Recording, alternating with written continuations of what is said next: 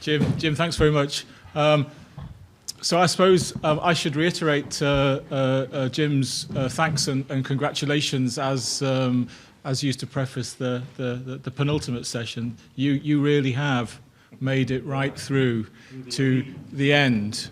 Not bitter, hopefully, but the end nevertheless. And those of us who've been sitting as you do through conference programs, wishing that we'd been on first rather than last, so that we didn't have to kind of save our public performance right till the end, appreciate that you're here to share the kind of final kind of cathartic release that comes from giving the final paper of the conference. So I'm delighted to be able to chair this session. Very grateful to Jim and for the program team here for inviting me over from what was when I left a snowy Yorkshire, but what I hope will be a spring-like Yorkshire when I return to chair and commentate on this final session, Institutions of Reading, which I think will, in many respects, dovetail very nicely with the papers and the conversations that we had in the previous session. In fact, from my perspective, far too nicely, because a great deal of the kinds of commentary and the issues that I was going to raise have already been raised. And I guess that's a good thing in one respect, but one likes to feel as though one's had a novel thought or two rather than as simply kind of reiterating what other people have already noticed. So anyway, it's as I say, it's a sign of the kind of coherence, I think, of the 2 days that we've had, that we are developing connections and links and kind of multi-layered approaches across the various papers. And I think both our papers today will enable us to carry on existing conversations as much as they'll take us off in new directions. So first of all, can I introduce you to Robert Hall. Robert teaches at the History Department here at Ball State University. In 2007, he published with Merlin Press, Voices of the People, Democracy and Chartist Political Identity, 1830 to 1860.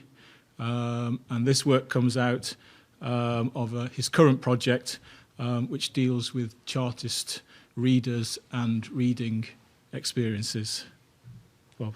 Okay, thank you very much, Mark. One of the things I'm very interested in is the practice of oral reading of text. And so what I'm going to do today is basically read to you a text, a very short version of the paper.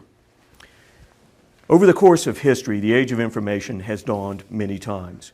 One such takeoff in the extent and availability of information took place in Britain in the first half of the 19th century.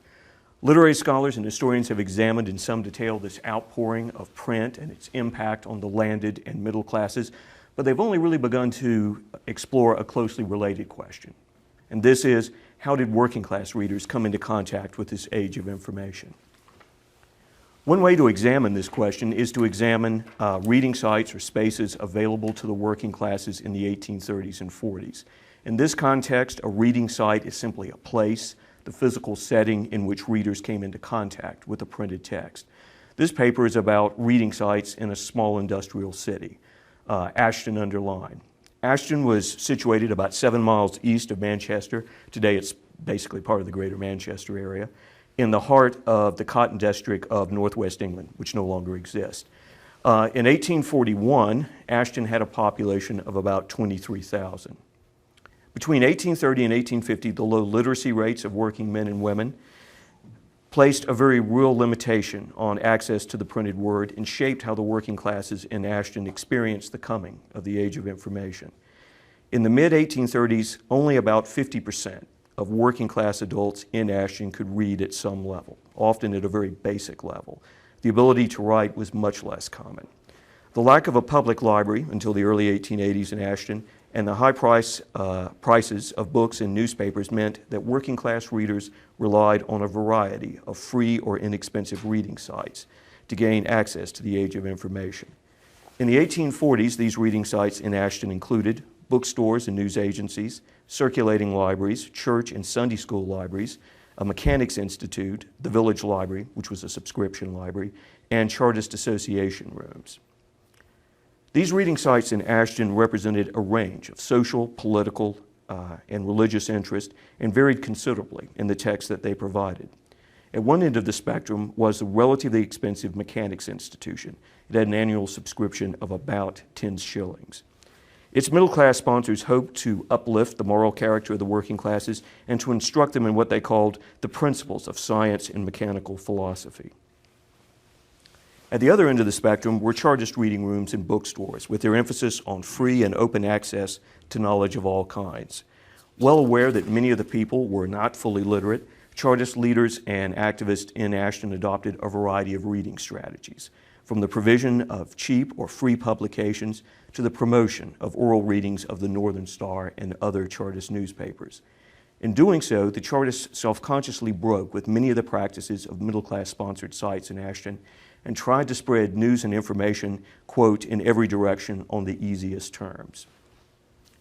Somewhere in between the Chartist reading room and the Mechanics Institution were the more commercially oriented reading sites of booksellers and newsagents. Bookstores served as reading sites in a variety of ways.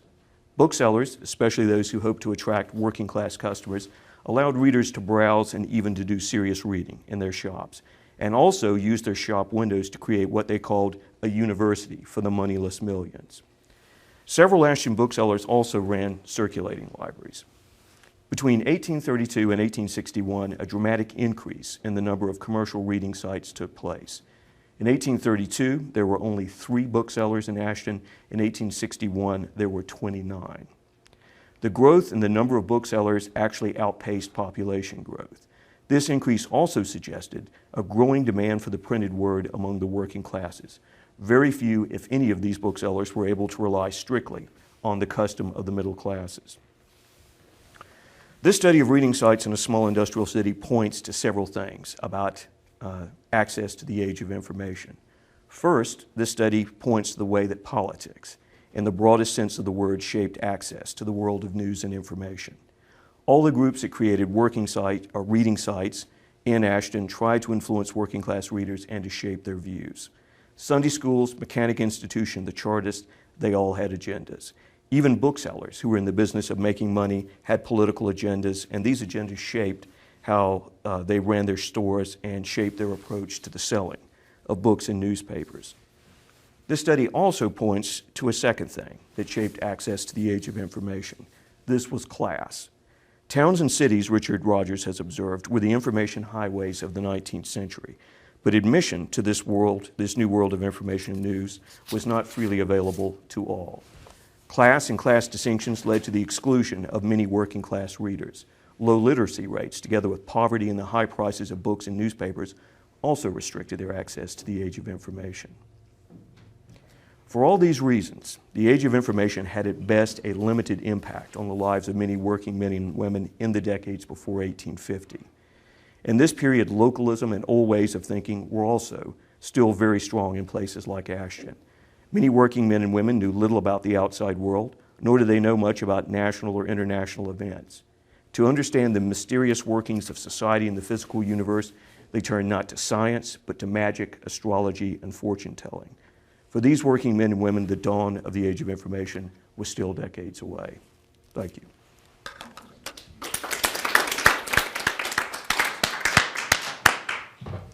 Bob, thanks very much. Bob said that he was mindful of many afternoons spent at 3 o'clock classes, and he thought that a short rendition of his paper would be appreciated. So, can we move on now to Wayne Wiegand? Wayne is F. William Summers Professor of Library and Information Studies Emeritus at Florida State University, founder and co-director of the Center for the History of Print Culture in Modern America, which we've heard about, a joint program of the University and Wisconsin Historical Society. He's the author, I'm told, of over 100 articles and a number of books, including Politics of an Emerging Profession, the American Library Association, 1876 to 1917, An Active Instrument for Propaganda, American Public Libraries During World War I, and Irrepressible Reformer, a biography of Melville Dewey, all 3 of which were given the G.K. Hall Award for Outstanding Contribution to Library Literature. In October 2011, Wayne published Main Street Public Library, Reading Spaces and Community Places in America's Heartland, 1876 to 1956, with the University of Iowa Press. And in January 2012, published with co-author Sarah Wadsworth, Right Here I See My Own Books, the Women's Library at the 1893 Chicago World's Fair. For the academic year 2008-2009, he was on a fellowship from the National Endowment for the Humanities to write a book tentatively entitled A Part of Our Lives, A People's History of the American Public Library. This book will be published simultaneously with a documentary on the American Public Library currently being put together by independent filmmakers. And Wayne's paper today is This Hallowed Place, A People's History of the Small Town Public Library. Wayne. Thank you. Thank you, National Endowment for the Humanities, for that fellowship. That was just the best year of my life, other than the year I got married. When I published Main Street Public Libraries, it looked at 5 small public libraries in the rural Midwest. And after the book came out, I toured through those small communities. I'll mention a few as I go along. And in each case, I was on a radio program where people could call in. And they really weren't too interested in hearing what I had to say. They were really more interested in telling their experiences in the public library. So as I go through this, I know absolutely all of you are going to conjure up your public library experiences. And I want you to know that because I'm the very last presentation in the program, I'm going to do a little call and response. That's to keep your attention. And I'm also going to pick on Joni as my example of the stereotypical library user. Know in advance, and this is absolutely crucial to understanding the public library as a civic public sphere institution, it is voluntary. And that voluntary nature, people don't have to use it. They choose to use it. That voluntary nature colors its entire history, and it dictates what people get from the public libraries. What happens is there are 3 groups who participate in the construction of any public library. First, there's that distant library profession. American Library Association was established in 1876, and it crafted a set of practices and bibliographical apparatus that constitutes a discourse in the profession of librarianship. I'll walk you through some of these in a little while. The profession of librarianship exercised influence over every public library in the United States. Another group, and you represent many of these groups, are the cultural authorities who determine what is perceived to be best. Now, that varies from group to group. The librarians in the profession listen to those cultural authorities. And I combine these 2 groups into what Paul Johnson calls a clerisy. I like that word because it has a religious ring to it. And in many respects, the library profession, as well as the cultural authorities, have this missionary complex about them. The third group, however, is the local community. And it's in the local community that the boundaries of what is possible are crafted. There's influence coming from the profession, there's influence coming from the cultural authorities, but it's at the local community level that the boundaries are crafted, okay? Now, those 3 groups, in some respects, mediate. They mediate all the time, and the center of what is acceptable shifts over time and from place to place. So what you see in Muncie doesn't necessarily represent what happens in Rhinelander, Wisconsin, or Rochester, New York, or Pittsburgh, Pennsylvania. Those 3 groups are mediating, and the local community is the one that really determines what are the parameters. Okay, so discourse. I like Foucault's concept of discourse. I don't want to get into debates about the fine parts of it. It's a good way to think about the profession of librarianship. The discourse of librarianship is already evident in the very first letter that Benjamin Franklin wrote to a London bookseller when he and several colleagues started the Library Company of Philadelphia. He wrote specifically, "Send me stuff for the young tradesmen." And he very specifically said, "Don't send me any religion, and God, no fiction. Don't want any fiction at all." Now, that was at the time called useful information. Franklin wanted useful information for his library company. So useful information became the celebrated phrase that kind of guided the collections of social libraries that followed the Library Company of Philadelphia example. It was repeated again and again, decade after decade after decade, useful information. Come to 1876 when the American Library Association organized, and Melville Dewey got involved in a big way. He, on a horse ride from Boston to his home in Newton, Massachusetts, conjured up this phrase that still governs the American Library Association: the best books for the greatest number at the least cost. Okay? Now, I'm going to go back for the best books was a morph from useful knowledge. What librarians from that day forward paid most attention was for the least cost, for the greatest number. But the best books got determined by people like you. And the librarians took their cues from people like you. What's the most American novel ever written? Some of you will probably say Huckleberry Finn. Oh, the librarians are listening. And Huckleberry Finn is going to make it into their bibliographic apparatus. Discursive formations. Again, I'm coming straight out of Foucault with that. What do the library's discursive formations look like? First off, the Dewey Decimal Classification System. Public libraries, 95% of them use the Dewey Decimal Classification System. Okay, here's Collins' response now. How is fiction treated in the Dewey Decimal Classification System?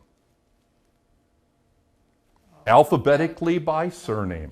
It's not even covered in the 0 to 999. It's not privileged. It doesn't deserve the attention of librarians to the point of, my goodness, we've got a question about gears in Muncie, Indiana. How can we find information? So that's what, the DDC. Another common thing we still use it today is Booklist magazine.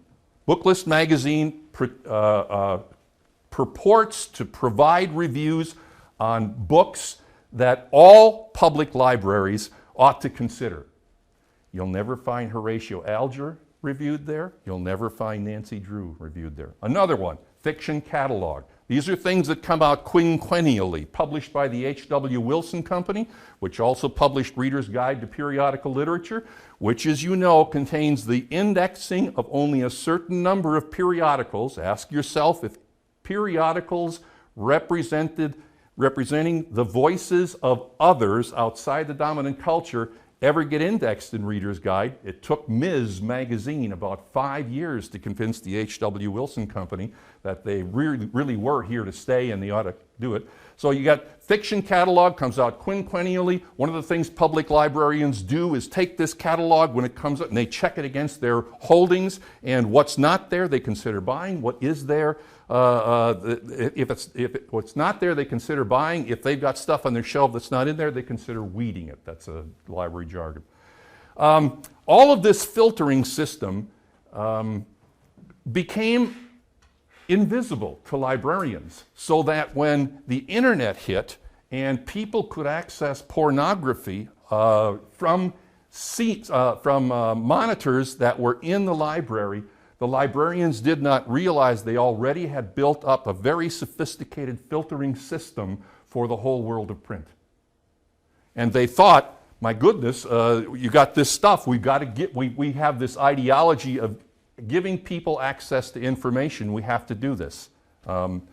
Okay, so the discourse of librarianship has dictated a privileged position for useful knowledge, best books, and now what we call information. That morph was really easy in the 1980s. Well, when information became the catchword for library and information studies practice, people saw how information technology was dealing with that kind of information, and they began predicting the demise of the book by the turn of the century and the demise of public libraries. Please park that in your mind. Well, I got into this project that Martin referred to, Part of Our Lives, A People's History of the Public Library. And through the NEH Fellowship, I was at the Library of Congress for many, many weeks. And I used the digitized newspaper databases and simply plugged in the word public library, quote unquote, public library, to see what would come back at me. And what came back at me were the voices of the people who used the public libraries. They were quoted by correspondents who were sitting outside the library when people would come by correspondents who would go into the library. They observed the reading rooms, the newspaper reading rooms. People, their voices came. That's the first time I've ever seen those, I've ever listened to those voices, if you will. And what their voices made clear to me was that when you write a people's history of the American Public Library, you have to accommodate 3 categories, not 1. You got to accommodate information, absolutely. Wilbur and Orville Wright did check out that one government report on aviation, and it did influence them. But you also have to include the library as a place, and you have to include. And here I'm wandering from how we've categorized. You have to include stories. I say stories because I have to, in my analysis of public library history, I have to accommodate all cultural textual forms. That includes the pianola rolls that the Kansas City Public Library circulated at the end of the 19th century. It includes the television set that was on in 1951 when Bobby Thompson rounded third base after hitting the Polo Grounds home run. People were watching it in a branch library in Brooklyn, New York. It includes the artwork that kids did and they put up on the walls. And it includes storytelling. If I just restrict myself to reading, I don't see the story hours that have been ubiquitous in American public library history. Okay, place. All right, here is the Sage Public Library. It's been converted now to the City Hall because they outgrew it and they had to move to another one. And there's little Joni Rubin right there at the bottom. You see her there? And she's about 6 years old and she's looking up at this temple, this palace. All right? So those steps are there for a couple of reasons. One is to get the materials off the ground and moisture doesn't damage the materials as much, but it's also there so Joni knows she's going into an important place. So she mounts the steps, opens the door, and the very first thing she comes to is the circulation desk. All right? Now, that's the command post for the librarianship. It really marries very nicely the Carnegie Library, of which this is one, and the practice of librarianship. Joni goes off to the left to get her book, Pokey Little Puppy, perhaps, while her father, running up, goes to the right into the periodical room. Now, the librarian, only person there who has management responsibilities, looks to the left. Joni's starting to make some noise. Her father's getting into an argument with a Republican about the 1964 election, etc. And there's the librarian in the middle. She looks to Joni, she looks to her father, she looks to Joni, she looks to her father, and what does she do? Okay? So what you see here, the library architecture, the way the room is arranged, has a great deal more to do with the stereotype you all have built into your heads than any kind of personality type. Okay? All right, now this building as a place also becomes, that's where Joni gets taught civic responsibility. I'll bet, Joni, you still have reservations about letting the books you check out of the library exceed their due date. Okay? Sully Sullenberger, the guy whose plane went down, immediately after he got out of the media eye, called his local public library and said, the book that I have is all wet. I'm sorry, I cannot get it back. So it sounds funny, but this civic responsibility. And Joni gets shushed. She learns appropriate social behavior in that place. She learns what she can do and what she cannot do. Now, maybe her father's more liberal to her in governing behaviors than the librarian is, but She's in a public place. She's got to adapt. This place becomes, all of American public library history, it's a place where homeless hang out. Let's see, Frank, remember Richard Kramer, Morristown, New Jersey Public Library? His predecessors go back to the first day the Boston Public Library opened in 1854. Latchkey kids have a 100-year history in American public libraries. It's not something recent. Let's see. Just recently, this is the latest issue of American Libraries, the Journal of the American Library Association, and the president on here is calling for community building. She's saying, we need to form alliances with groups like the one Jim Leach's, the Village Voice, the Town Council. She says, we need to form. What she doesn't know is that all of American public library history is a representation of the library as a social center. A lot of the directions they go is dependent on the individuals who manage those public libraries. If today, well, I'll get back to that point. Okay, stories. I told you about the digitized newspapers, about all the cultural forms. Among the 5 small public libraries that I looked at, one was managed by graduate of the Wisconsin Library School, the school that Christine and I share in a number of ways. And in that library, you see that librarian dutifully following the ALA catalogs, fiction catalog, and Book List magazine. Those items would come in and they would determine the collection, which means that they didn't have much Fosdick, Alger, et cetera, et cetera. And come the 1930s, 1940s, Nancy Drew Hardy Boys was not there either. So the discourse is being replicated in Rhinelander Public Library, but not here in Osage, and not in Lexington. There we go. Not in Lexington, Michigan. This is a picture of Florence Walter on the right. She was librarian there from 1911 to 1961. Okay? Now, she was not a member of the Michigan Library Association. She was not a member of the American Library Association, but the circulation coming out of her library, the town had 604 people, village, excuse me, 600. The circulation coming out of her library was 4 times what the Rhinelander Public Library did.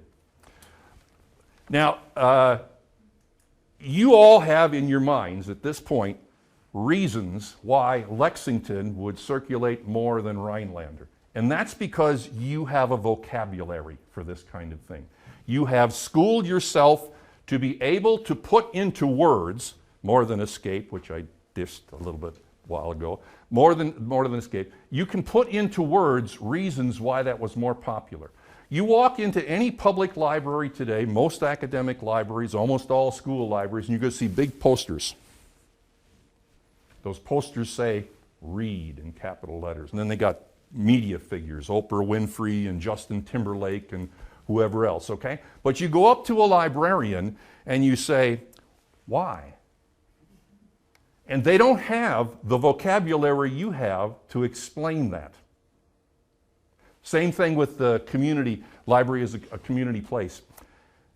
You ask, if a librarian is not part of the conversation in communities which are trying to establish a village voice or a town commons, then the librarian is subscribing to that discourse which is already restrictive, is not looking at the library as a place, a community space where a whole bunch of stuff gets taught. Okay, so that's a kind of a broad thing, but I want to bring you back to the statistics. Remember when I said 1980, they were predicting the demise of the book, they were predicting the demise of the library. The American Library Association just came out with statistics, and for 2010. And Frank, here's the signal line. We still have more public libraries than we do McDonald's restaurants. We haven't lost any. Some have shifted from one neighborhood to another, but we haven't lost any. More people are visiting public libraries today than ever before. And more materials, I say stories, are circulating out of American public libraries than ever before. ever before. Now, you can see what happens in those statistics, yet librarians don't have the capacity, the vocabulary to explain the part about visits and to explain the part about circulating those textual forms. That's why they need you. I'm an evangelist for the study of library history in general, an evangelist for the study of American public library history in particular. Help us out. Okay, thank you.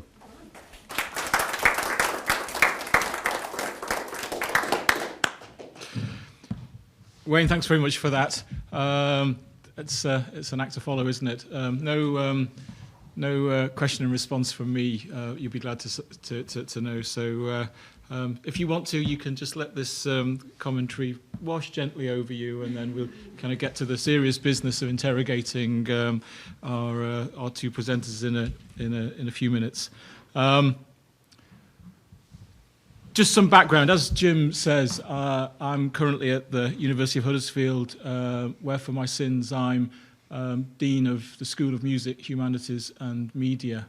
But I was once a 19th century historian and Victorianist.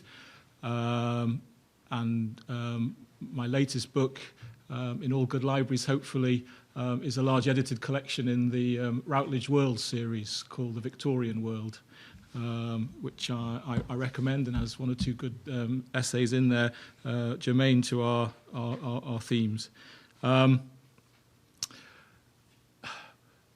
Quite what my more specific kind of locus standing is in this context is perhaps more complicated, but I think perhaps it comes from three areas.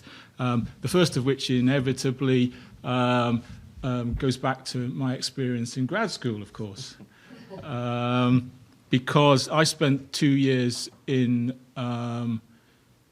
New Brunswick, Canada, rather than New Brunswick, New Jersey, so I can be nostalgic about New Brunswick, where I did work on the Mechanics' Institute movement of the Maritime Provinces of Canada. And in doing so, looked a little bit at the role of the Mechanics' Institutes in providing reading. Secondly, perhaps I'm qualified to be here because I did, 10 years, I think, or so ago now, do some work on the early decades of the history of the Manchester Free Public Library, which was the first public library established in England under the 1851 Public Library Act, and became something of a model library system for the development of the public libraries of Britain. And thirdly, perhaps because I have a current interest in the history of newspapers, and I'm trying to finish a monograph in the final throes, and throes they are, of writing up a monograph on the campaigns against the taxes on knowledge in the 1850s and the origins of the British penny press in the late 1850s, early 1860s. So I fear you will see, as my comments unfold, a very selfish move towards particular questions and preoccupations that arise out of that sort of background. But hopefully, I think those sorts of interests do offer a number of fruitful ways into the two papers, two very interesting, differently situated in time and space, but nevertheless very complementary papers from Professors Wiegand and Hall. And it does seem to me that there were a whole series of interesting shared themes, many of which, as I was suggesting earlier, speak to conversations that have already begun in the previous sessions of this conference. In the first place, the importance of approaching reading through institutions. Of course, the title of the session and the kind of conversations we were having in the previous session, and of thinking of cultural networks as embedded in, as in part embodied by institutional networks. Perhaps in part as a consequence of this, the importance of reading as an activity, reading as something which is constitutive of group and identity, partly, and indeed in some cases predominantly, by dint of its practice rather than of its content. Thirdly, the library as space, as site, and the ebbs and flows, the development and the attenuations of this function. And finally, I think the way in which the institutions of print culture do raise interesting questions about the terms of engagement, the different ways in which what we might describe as the market, or in some cases the kind of pseudo-market of print and the demand for print operate and are shaped by the kinds of institutions that we start looking at. And as I said, I think we could pick out all manner of ways in which the two papers that were circulated to us and the two presentations that we've heard pick up on, identify, provide points of resonance with those kinds of themes. I mean, more specifically, Professor Wiegand, I think, ranges so broadly and raises so many questions that it would be difficult to try and follow through all the various places in which those connections are made. But I was struck, I think, by a number of particular arguments which I think are fruitful for us. The one, I think, the observation that we must not automatically assume that the public library has been an essential good, in a way in which perhaps there was a mode of literature, a mode of historiography which once did. Or perhaps to extend the point, that we must not assume that the positive benefits of the development of the public library are not outweighed by the negative. That there are processes of omission as well as commission, there are consequences that are unintended as well as designed. As well as, of course, the point that's made about the importance of trying to understand the history and the operation of the library from the point of view of the users and not just that of the librarians and of policymakers. And again, that's clearly been a theme that's arisen out of several of the papers that we've heard and the discussions that we've had thereafter.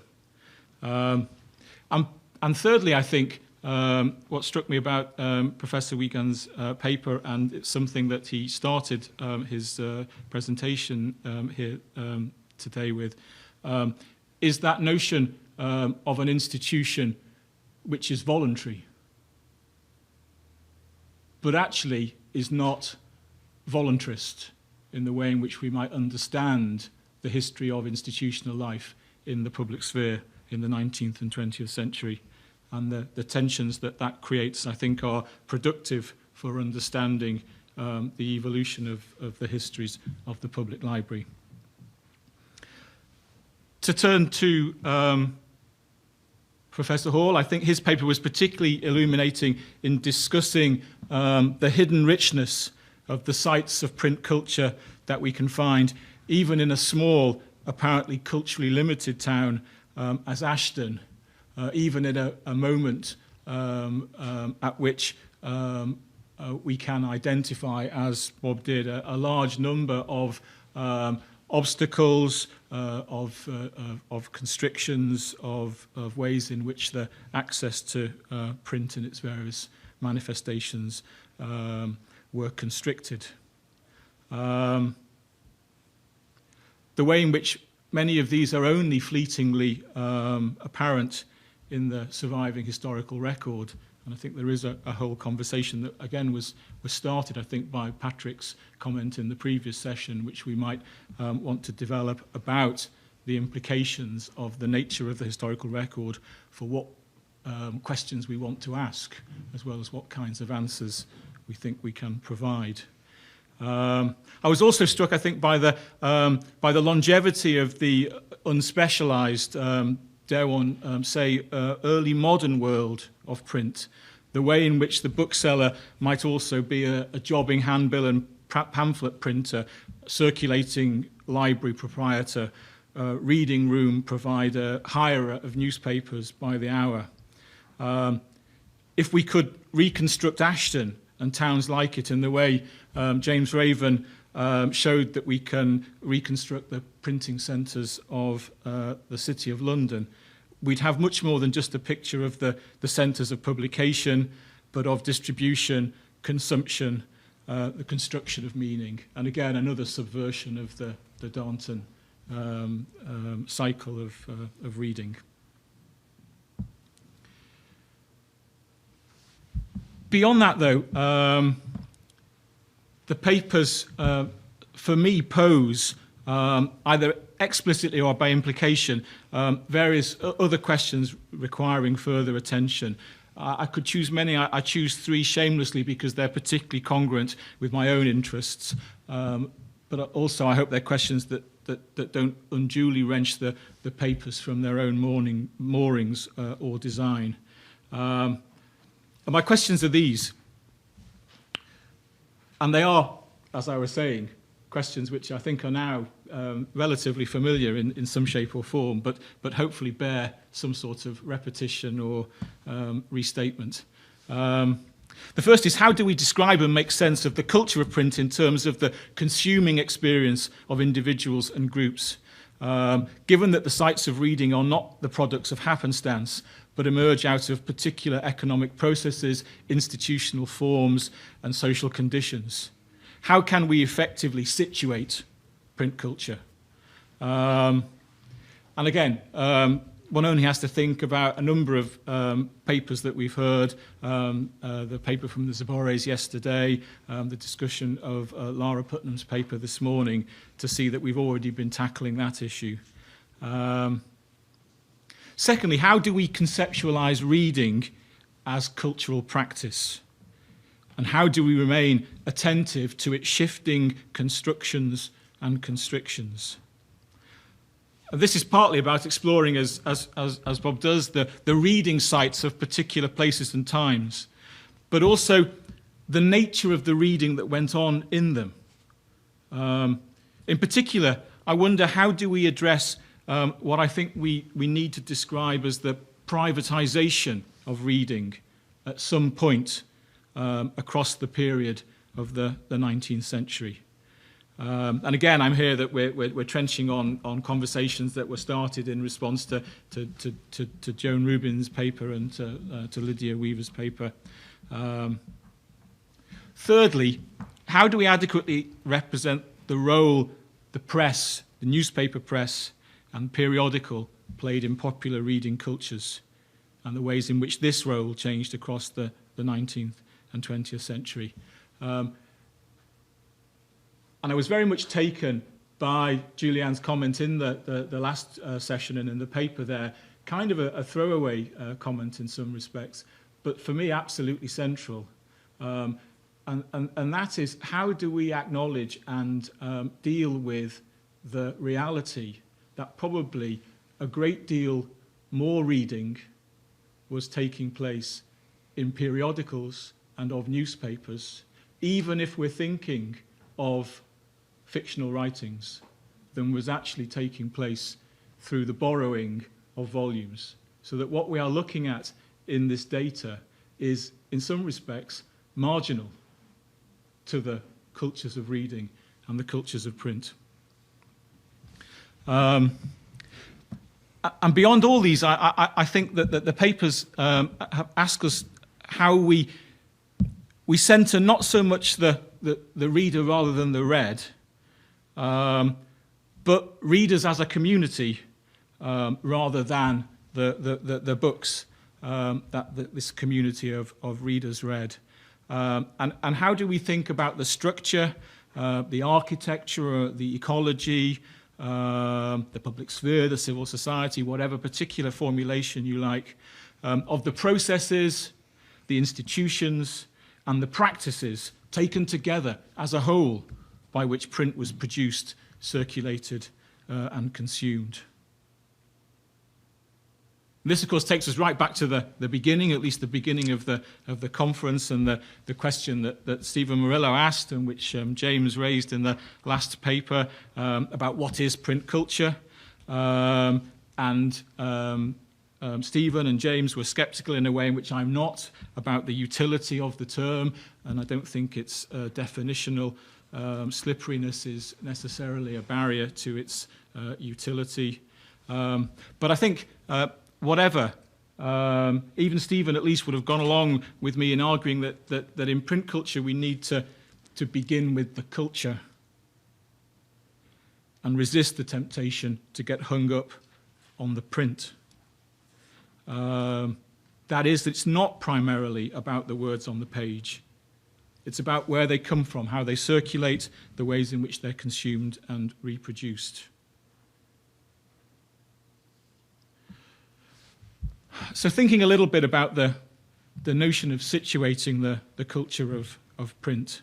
As I've already mentioned, in my one direct foray into the writing of library history, I attempted to develop a notion of the civic economy of the book as a way of focusing attention to the importance of moving beyond the history of particular institutions, titles, or individuals to look at the institutional ecology as a whole.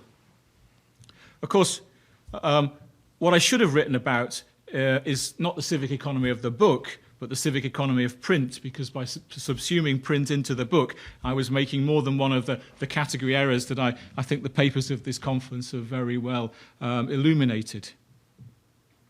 But what I wanted to raise, I think, is still a question worth raising, which is the importance of understanding the implications of the historical processes which lead from the restricted but nevertheless dense reading culture of Ashton, as described by Bob Hall, to the richer and yet also more attenuated reading cultures of Main Street, as described by Professor Wiegand.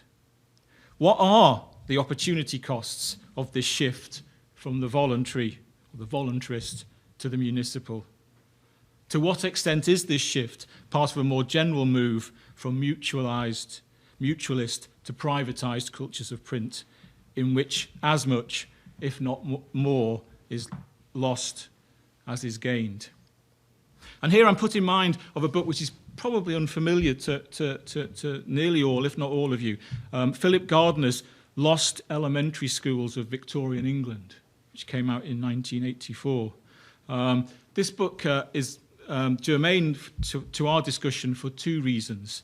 First, because it sought to challenge a dominant Whiggish narrative of the educational history of the United Kingdom, which presented the introduction of state education in Britain from the 1830s to the 1870s as the triumph of rationality and efficiency over the chaos and inadequacy of the private or voluntary education of the previous period, forever pinned as deficient by the description dame schooling.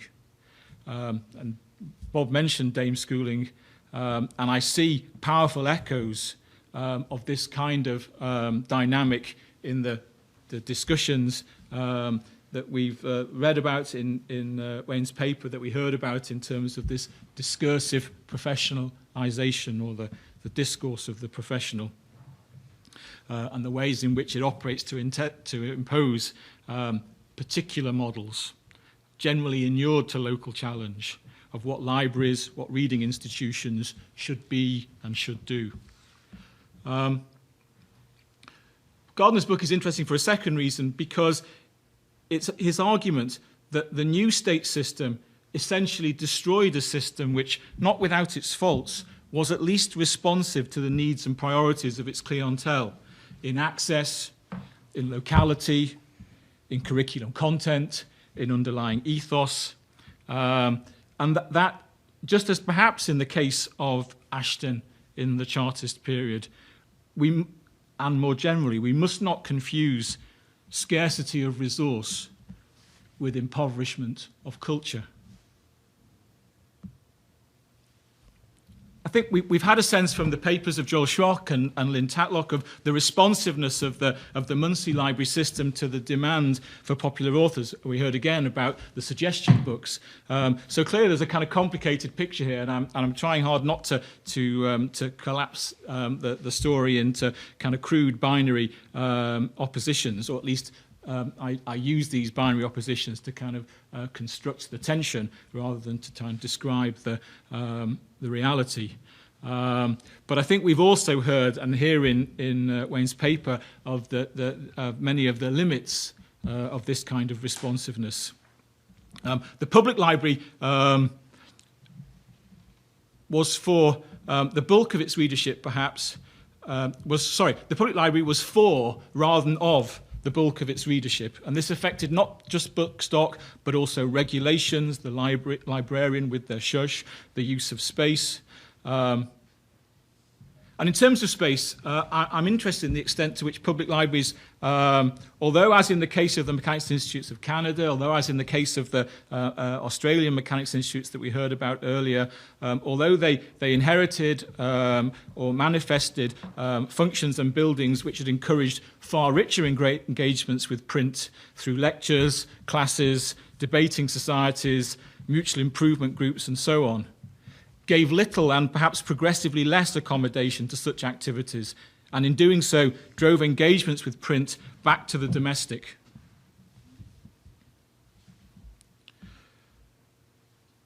So secondly then, how do we conceptualize reading?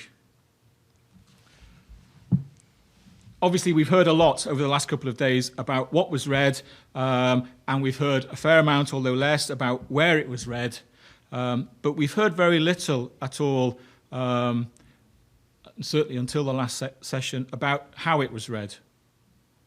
And here again, I think the two papers here offer us an interesting contrast born of period and institutional context. Bob reminds us, as we've been reminded several times perhaps, that reading could be both individual or collective, that it could be at the bookseller's that at the bookseller's window one could read quietly, but also as part of a collective, that in the public house one could share reading vicariously and indirectly through the conversations arising out of individual reading, and that in the public hall or square one could be read too. So there are a variety of modes of reading, and the history of how these different modes persist, interact, relate, I think is in some respects the hidden history lying beneath a fair amount of the discussion that we've had. So we've identified, I think, the profound implications of print and orality throughout this period, without perhaps necessarily really getting a handle on how they operate, the extent to which the domestic reading, that again, out loud, that we were hearing about in the previous session, is a common feature, and the extent to which some of that oral reading tradition escapes from the home or continues to exist outside the home throughout the 19th and into the 20th century. So the question of print and orality, the question of the community. It's clear that for many, widely up to the middle decades of the 19th century, and in specific contexts for much longer thereafter, reading was as much public, communal, and shared as it was private and individual, that it did take place in pubs, in club rooms, in political meetings, on street corners, that newspapers and other forms of literature were read aloud here and in the home.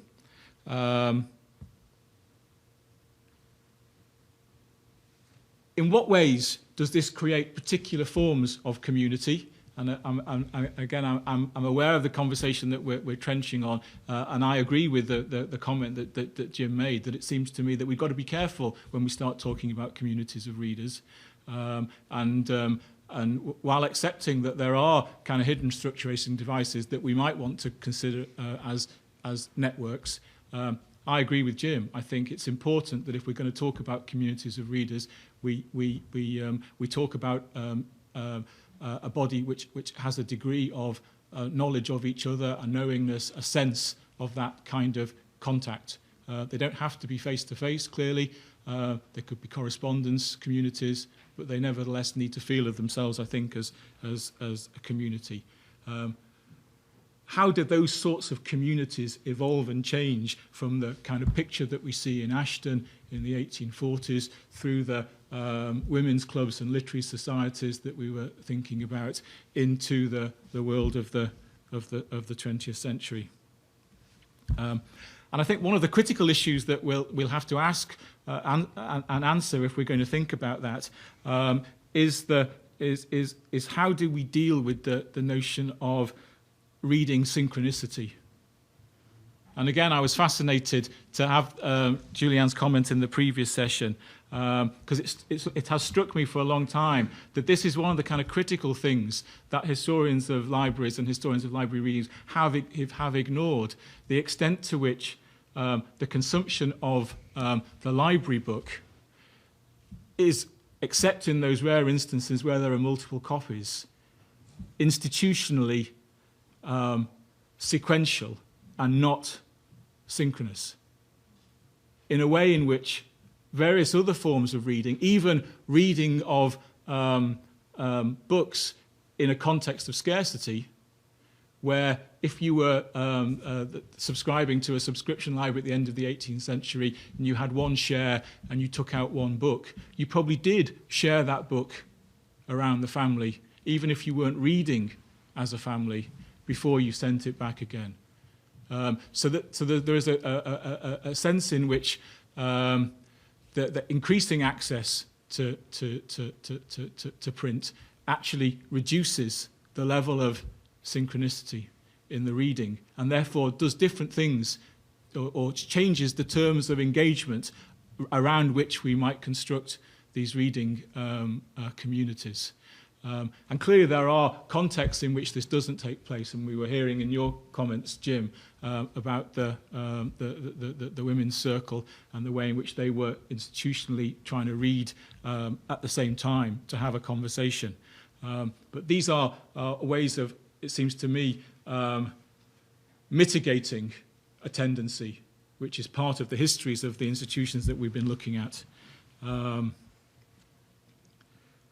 And this, of course, is where we come back to the press, because it's newspapers which are, above all, the elements of print culture which are almost by definition read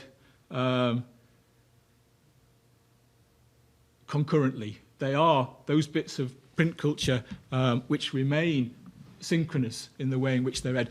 They are ephemeral, they are produced in vast quantities. Even in reading rooms, we've heard again on a number of occasions, the 15-minute rule ensures that they are being consumed by large numbers of people in relatively short spaces of time. And with the passion of a recent convert, it did strike me, although we did begin to hear a little bit more about the role of the press, that in some respects the place of the press as central to several of these kind of key dynamics in the creation of print cultures has been surprisingly kind of marginalized in some of the discussions that we've had. Not surprisingly, because it does seem to me that if one looks at the historiography of the public library, there is an amazing kind of embarrassment about the newsroom. I mean, I can think of histories of the library. One that came to mind because it happens to be on my shelf, so I went back and checked, is Lorne Bruce's History of the Public Library Movement in Ontario, Canada. Kind of standard public library history, 280 pages long, what have you, which doesn't mention newspapers or newsrooms once in the entire volume. And again, I think we're probably getting better, and I'm reassured to see the number of points at which newsrooms were referenced. But at the same time, there is a danger, particularly because of the kind of the richness of the data that we can acquire about borrowing and the paucity of the data that we can obtain about the use of the periodical and the newspaper, that just at this moment, where perhaps we are kind of recognizing at one level the significance of the press, we're going to be driven off in another direction again because of the imbalances of the nature of the historical record and the kinds of things we can do with some bits of data and the kinds of things that we can't do with other bits of data. And it does seem to me that we need to be very careful about that. Above all, because if we are interested, as this conference has clearly been interested, in the negotiations and the relationships between the metropolis and the province or the locality, the other thing, of course, which marks out at least part of the press is that it is the element in the print culture of the 19th and 20th century which is marked, defined by its place above all else. You know, these are deeply situated texts in ways which go well beyond the kinds of situation that we might ascribe to other sorts of texts. And again, we've talked a little bit about the newspapers and their situation, but what struck me about that is the way in which we've talked about them in terms of the way in which that locality can be transcended, the way in which, we heard it this morning in Lara's session, about the way in which not just that the local and the global sit on the same page, and I think that's very important, but the way in which the paper enables links to be made from the local to the global. And that's very important. But we've got to remember that the local and the global on the page also enable a whole series of understandings and constitutions about what is the local to take place. And it seems to me that almost kind of without noticing, we've allowed the kind of lure of the cosmopolitan to kind of skew some of the discussions and the things that we've been looking at in terms of the way in which the press might operate and the way in which newspapers, local newspapers, might enable us to think about what is provincial, what is local about print cultures in the 19th and the 20th century. So I should stop because I've more than occupied my time. But I will perhaps just conclude by wrapping these observations into two questions or perhaps two provocations. To Robert, Bob, I want to ask the question about period. I wonder if a concentration on the 1820s to the 1850s, that period in the transition to the factory system proper, kind of personified by people like Samuel Bamford and coinciding with particular structures of support created by Chartist and pre-Chartist radicalism. If in concentrating in that period, there's not a danger that in looking at the range of sites of reading in Ashton as described, we're in danger of mistaking a kind of transient subculture for broader conditions of reading, interpreting, and interpreting the opposition as civil. And to Wayne, perhaps a reflection on the opening of your paper and the closing of your presentation. Thinking at the contrast between the fecundity of reading institution and site in early Victorian Ashton and the orderly take-out reading of the Main Street Public Library. I wonder if we need to consider the development of the public library system in the States and indeed as elsewhere as really the McDonaldization of the reading cultures. Thank you.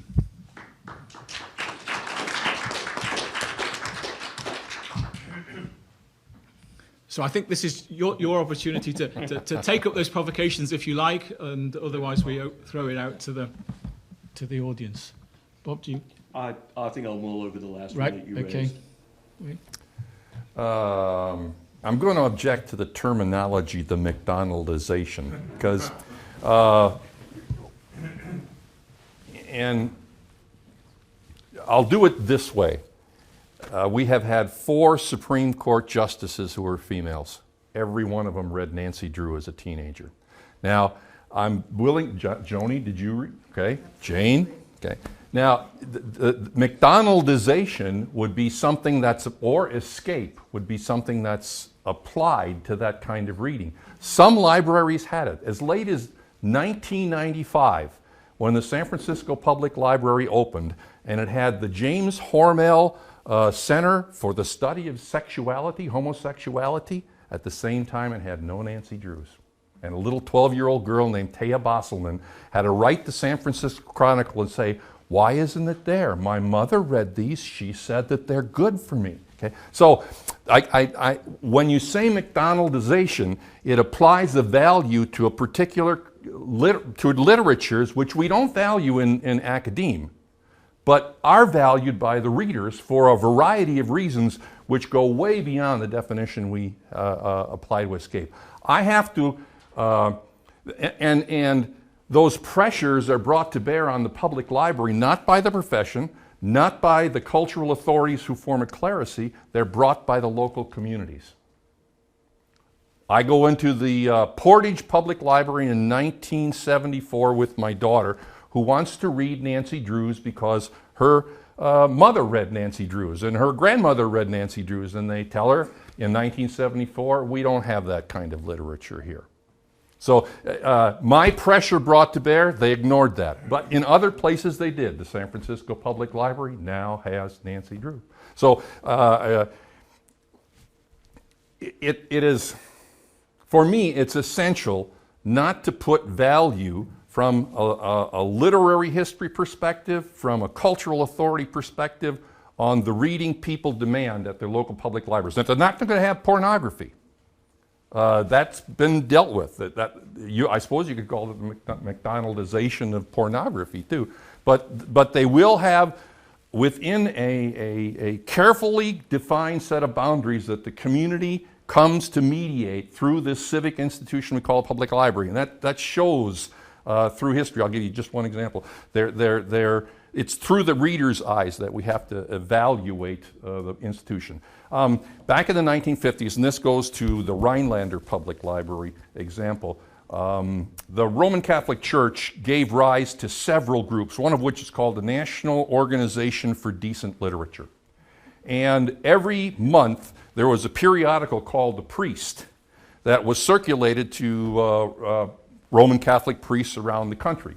And in Rhinelander, and it would list books that the National Organization of Decent Literature banned or thought were awful. And they'd consist of comic books, and they'd consist of Mike Hammer. Who wrote Mike?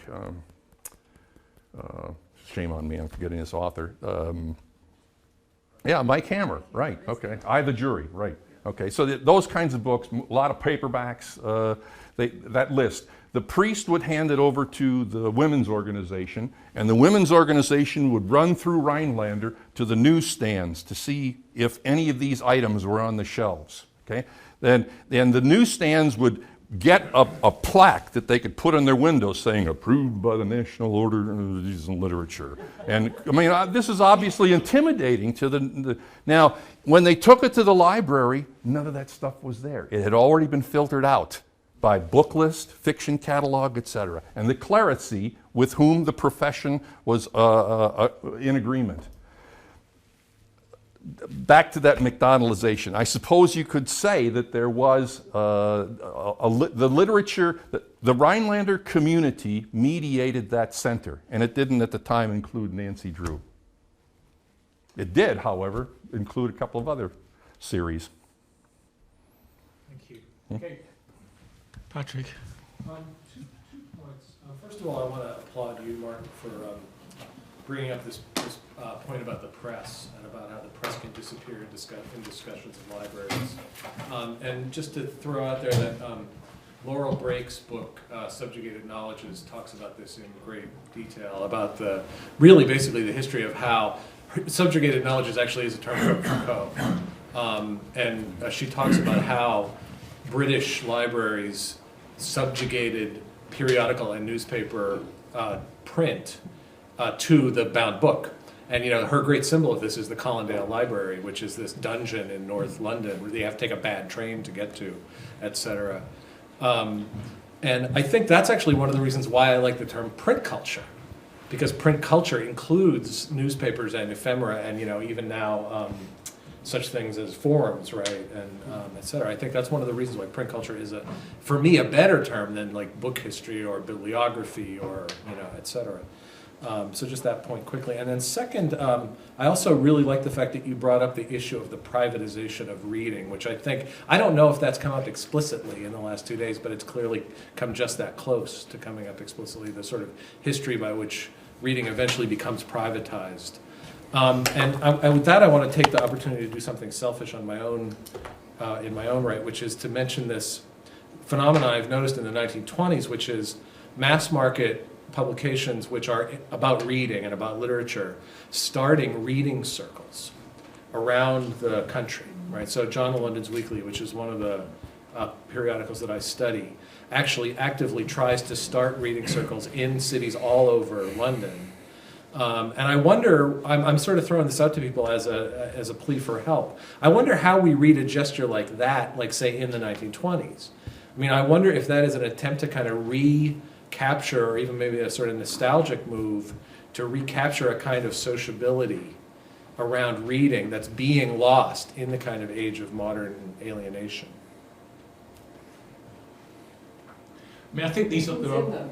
Oh. Sorry, no, go ahead. Well, I was going to ask who's in these reading circles. And I mean, in the U.S., of course, that period is the time of phenomenal growth in the number of high school and college graduates, which leads people who aren't college graduates to want to acquire the equivalent of a university education in some other way, and that's the kind of motive that I might assign to participants, more than the decline in social reading, which I think is more consistent. But I don't know who's in them, so that's pure speculation. The evidence I know comes from letters back to letters to the editor, and that actually does confirm what you said. Is it tends? I mean, these are magazines kind of for self-improvers, for board school educated folks in England.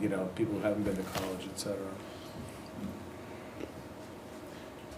I mean, just following up to say that there are kind of precursors to this. I think. I mean, in Britain there's something called the National Home Reading Union, which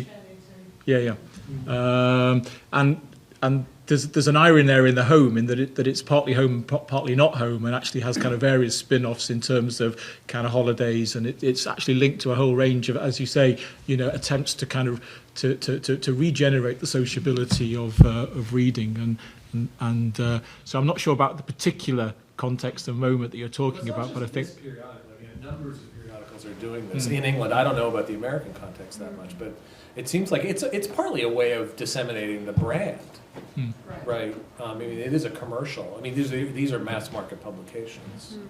Yeah. Sorry, but then to move on, there are. Brad, this is an unrelated question. Yeah. So this is a question for Wayne, and I've got to admit I've been having a hard time pinning down the target of your paper and of your discussion.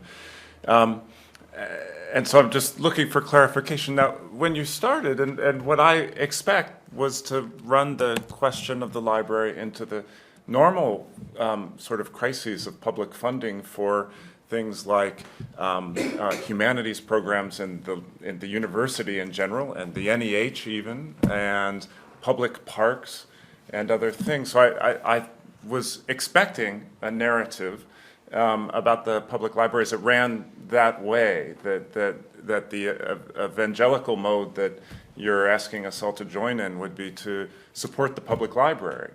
Yeah. But,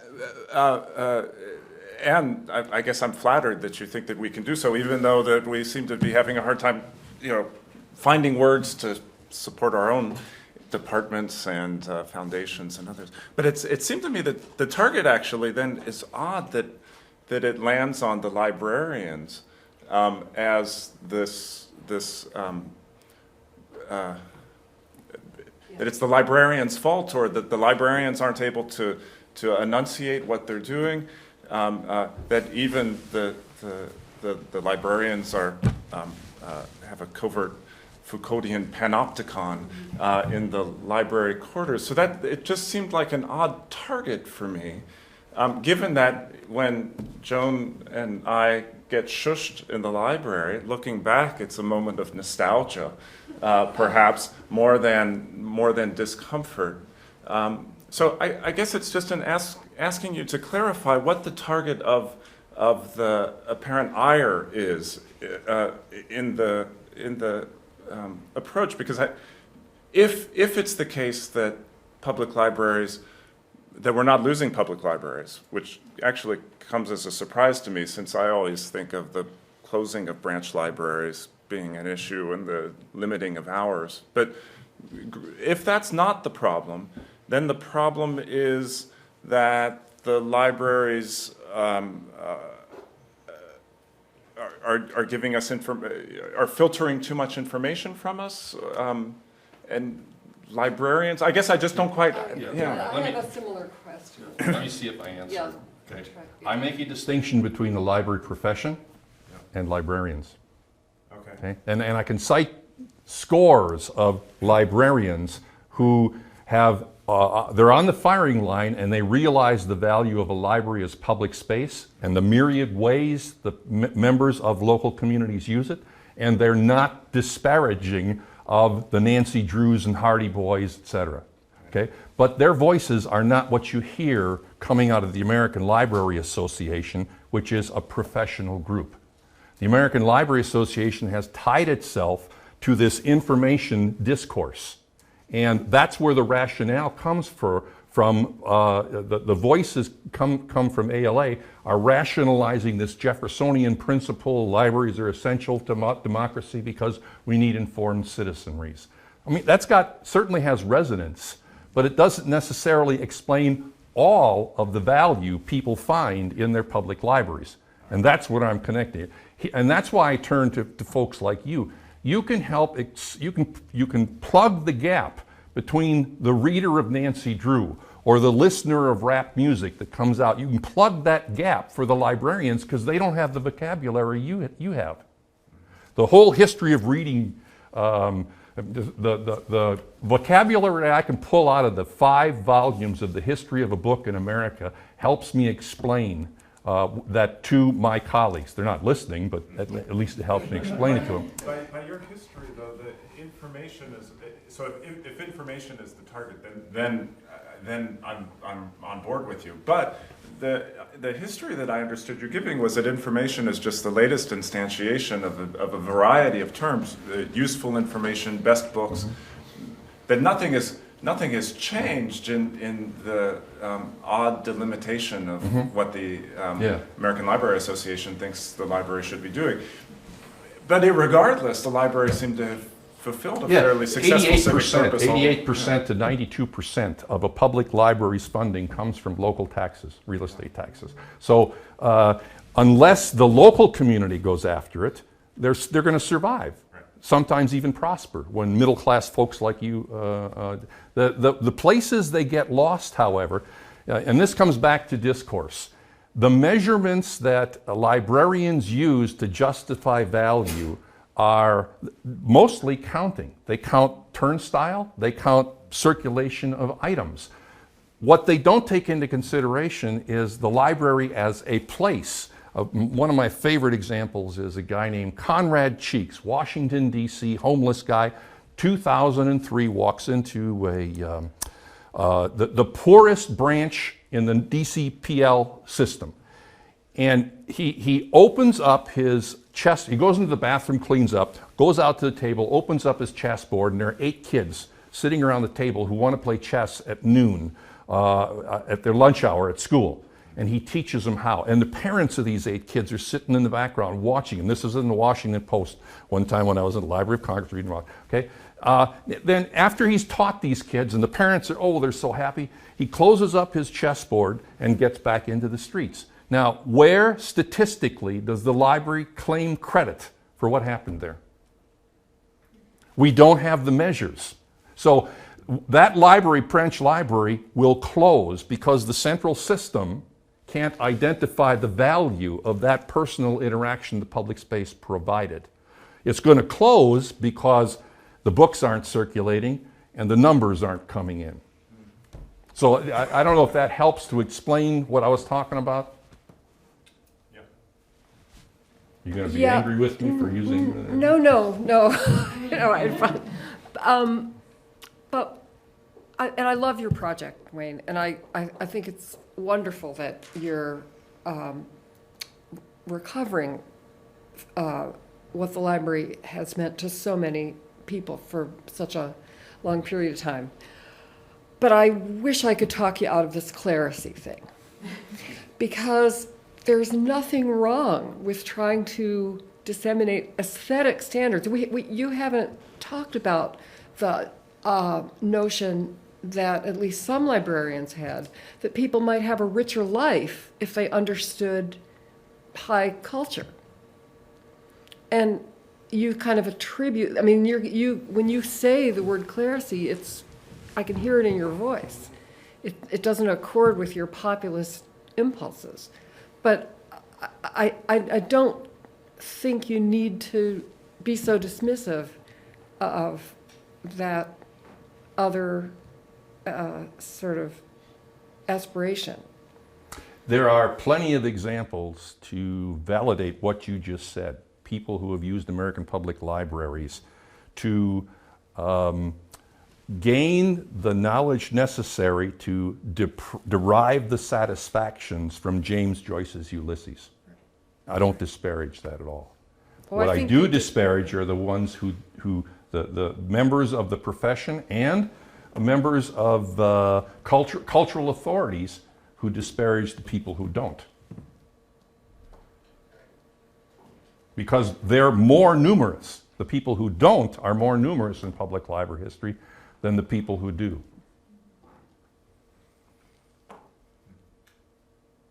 Any other? Good answer. The counter-argument to that would be, though, I think that the status of the public library, the cultural value that it has, is maintained to a certain extent because of this very conservative idea that Joan is talking about, and that And defending. and defending that tooth and nail. You know, and even if that's the 70% that are defending that conservative move, that permits all sorts of things that do happen in the library. They go unacknowledged. I can imagine the case being the one that if a local library is threatened to be closed because it's not seen as, you know, circulating enough books, then the argument could be made. But then, from what I understand you saying, that's not the case because the libraries aren't closed. I mean, are we facing a problem with libraries closing? No. Okay. It's ALA rhetoric. Yeah. It's not just ALA rhetoric. It's the Wisconsin Library Association, the Indiana Library Association, the Pennsylvania Library Association. They all climb on this bandwagon. When we have economic I'll give you another. The library profession has never benefited more than when George Bush was president. The Institute for Museum and Library Services had its budget tripled. And library schools across the country got grants, and they could play with the big boys on campus. It was a terrific thing. Why? Laura Bush. Okay? But you won't, the librarians tend to be a liberal body, and they have very much difficulty saying, thank you, President Bush. So that's,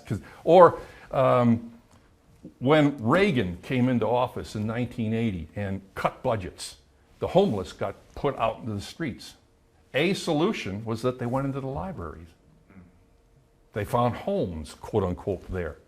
Now, because the library profession doesn't look upon the library as place, they didn't start counting, by the way, on a national level till 2003. That's when the Institute for Museum and Library Services finally said to the libraries, tell us how many people are coming in. They didn't, that's how the power of the discourse, to focus on information, not on place and not on stories. Where was I? Reagan with the homeless, I think. Yeah, I'll stop there with that. Great. I'm conscious that we've had a few questions to Wayne, but none yet to Robert. I just actually wanted to ask Rob, since we've talked so much about methodology today, if you could talk a little bit about your kind of archival practice in this work on the Chartists. Well, about the only really archival evidence I ran across was for the Mechanics Institution. They've wonderfully saved all the records that go back over 150 years or so. Well, they don't have borrowing records. They're just simply, for the most part, annual reports and committee meetings. So you find out a lot about what the people who actually ran the Institute thought. What you don't really find much is what people were actually reading. They do mention occasionally, that their original goal of getting workers to read scientific and mechanical philosophy works wasn't going well. They basically read a lot of novels, and so they just gave up after a certain point and let them read novels and travelogues and biography. But you don't really know much about what the readers themselves were actually checking out except through these annual reports. And again, it gives you more the perspective of the people who ran the Institute as opposed to the readers. Yeah. In some ways, that speaks to the point you made about the data, the kind of data that we have, the kind of data that Julianne has, where we're so focused on books. Your paper does a really good job of noting the role of newspapers. Yeah. The prominence of the Northern Star and others. So, it reiterates your point that circulation data steers us to a certain kind of reading, but by no means all of it. I think there are ways to get at, when you go back to thinking about the library as a space, there's ways to get at that. We have, I keep going back to our stuff, but we have this interesting episode where for a few years the local unions form a workingmen's library. It only lasts a handful of years. But one of the reasons they do is because they wanted to be able to go in and read the newspapers and smoke and talk. Yeah. And the public library, which is filled with women and children coming in to get their Horatio Algers and their romantic fiction and so forth, had become kind of marked as a feminine space, and they weren't comfortable in it. They were being shushed. That's one of the ways I think you really can begin to indirectly at least get at all this other kind of reading that's going on, as well as some of the oral activity, is by thinking about it in terms of being a space. Yes, I would agree. Patrick, what about your library, your Trigus libraries in terms of space in this case?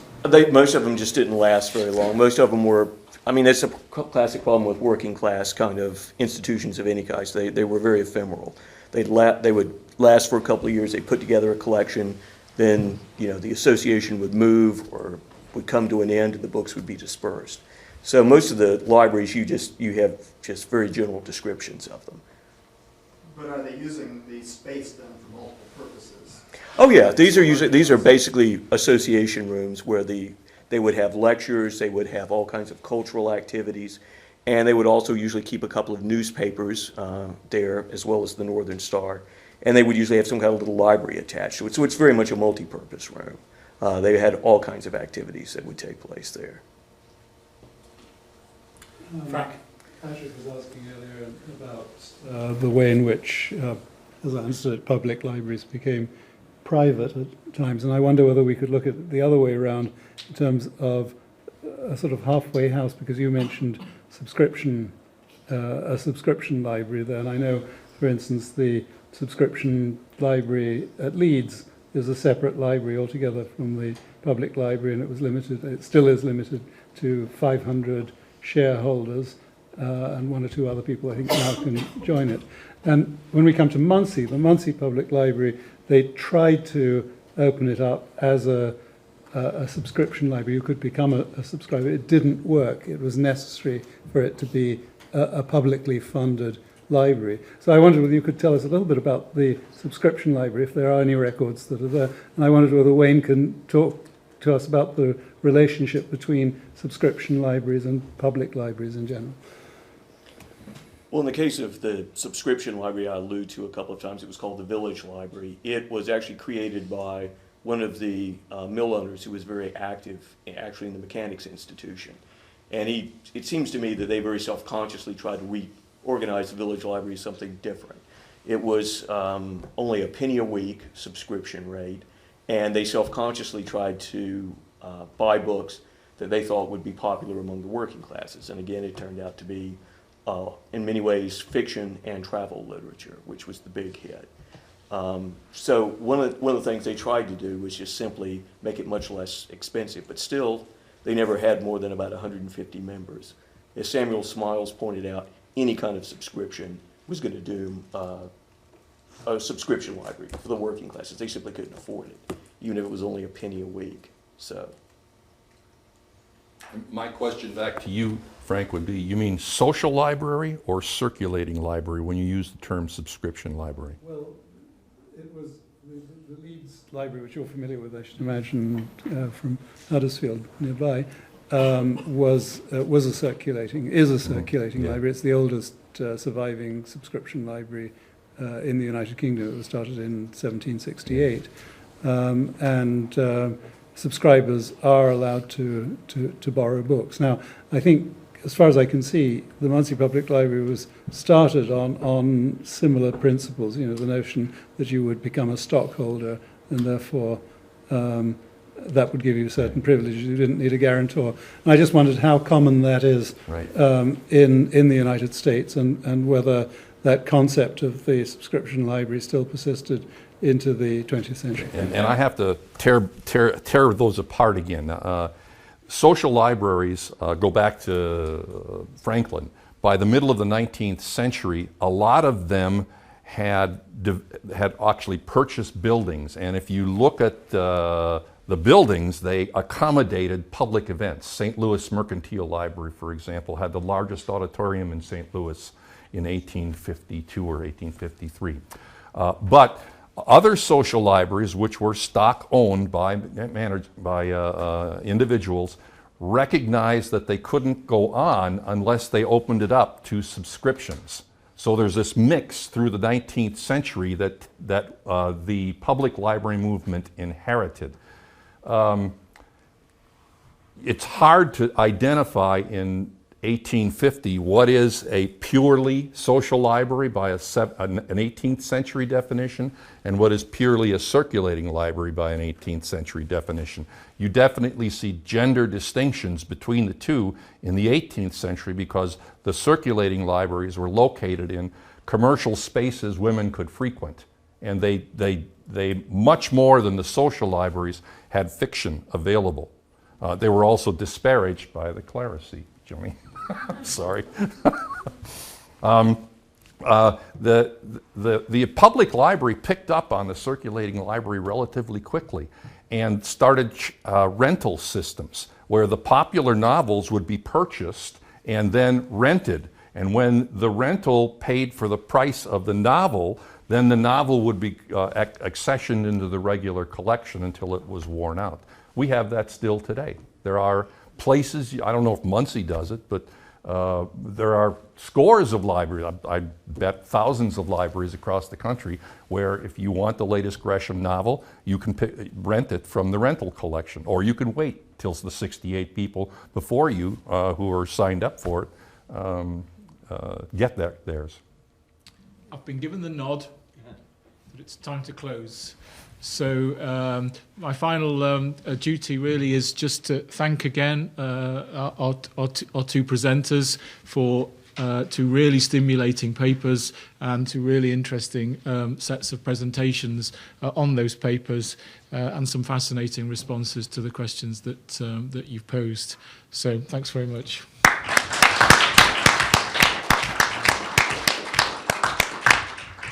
Thanks to Jim. Thanks Well.